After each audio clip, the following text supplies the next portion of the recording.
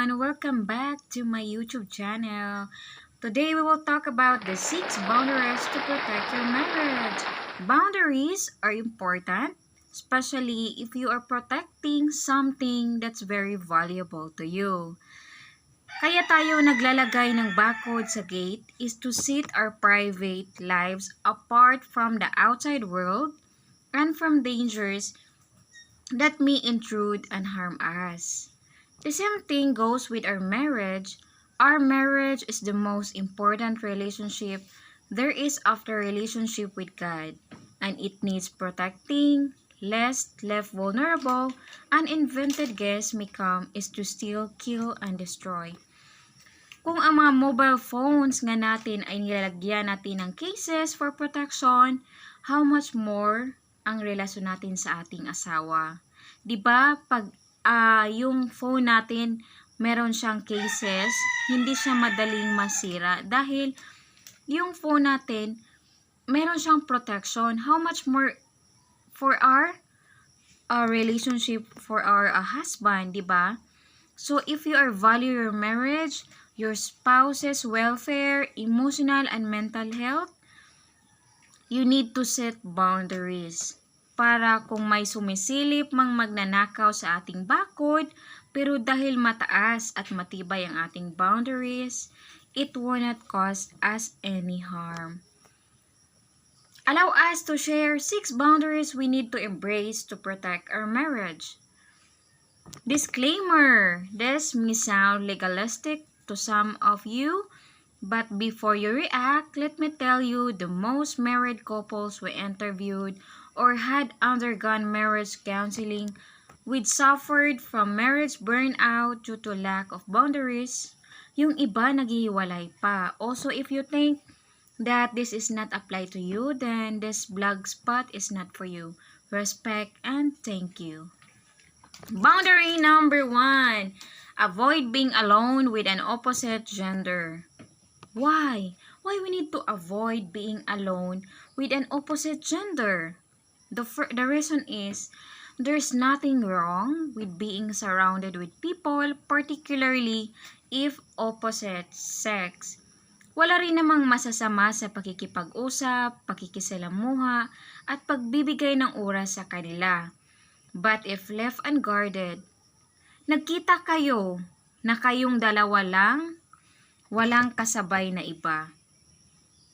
Parang walang kasabay, di ba ganon? Isinasakay ka sa kanyang motor na walang kasamang iba. So, ba't ganon? Pupunta kayo sa mga questionable na mga places.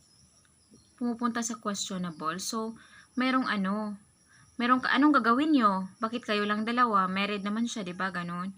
So, questionable yan. Question mark. Ang tanong, bakit kayo lang dalawa? Pwede namang dalhin mo yung asawa mo, na yung friends at yung asawa, pwede mo naman siyang dalhin. Bakit kayo lang? Bakit kayo lang dalawa?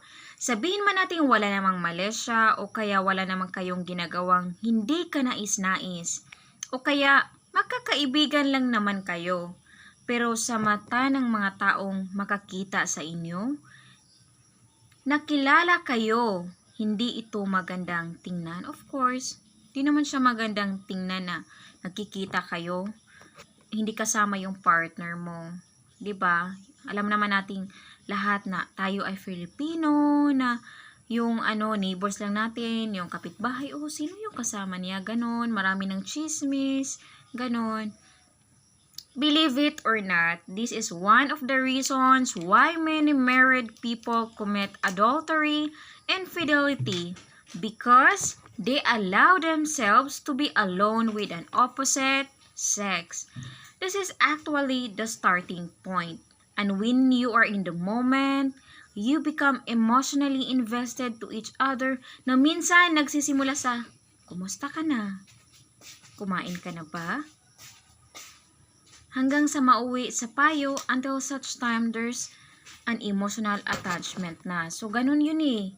Ganun yung mga yung mga lalaki. So, meron pa diyang kumusta ka na, ganun. Until yung husband and wife masisira na yung relasyon. So, yun yung nag-start yung your marriage will be burned out. So, ganon din guys. So, mas okay na hindi na lang tayo makik-friends sa mga, for example, girls ako, hindi na ako makik-friends sa mga, sa mga lalaki. Yung husband ko na lang, yung best friend ko. Kasi, siya naman yung ko eh. Siya naman yung, kung may problema ako, siya na yung sasabihin ko. Pag uwi sa bahay, may follow up pa yan na, nakakauwi ka na ba? 'Di ba? Ganon yun eh. Yung friend mo na lalaki, sabihin ka na, nandun ka na ba? Kumusta ka na? Kumain ka na ba? Oh, I miss you. Ganon. Yung start na yun yung, yung marriage maging burnout na parang mawala na yung visa ng pagmamahal mo sa asawa mo. The first boundary you need to build is never be alone with an opposite sex. So, sa first natin na step, yun natin na malalaman na hindi pala pwede makig-friend sa mga lalaki kasi masisira naman. The first is, if you are required to go on exclusive appointments due to work demand, make sure you are in public place na hindi questionable, such as coffee shop, not in a restaurants when you look like you're dating. So for example, meron namang sometimes yung husband natin, busy sila, kailangan din natin na if we have a meeting, so para naman, pwede naman kayo sa coffee shop lang, hindi naman kailangan na nandun kayo sa restaurant, ganon. So, sa mga dyan, sa mga married couples, kailangan lang natin na i-protect yung marriage natin sa isa't isa, na para walang hiwalayan na, kasi affected yung mga kids natin pag maghihiwalay yung mga magulang. So, if you are required, tips number 2, if you are required to meet someone, always bring someone with you. Or in our case, I will bring my wife with me. Or my husband. Kung hindi naman, pwede yung, for example, my husband Victor, I asked the other person to bring her wife or a friend or something like that. Ang mahalaga, hindi kaming dalawa lang ang magkasama. If wala siyang maisamang iba, I tend to cancel our meeting. I cannot bring anyone with me, which is kinda rare.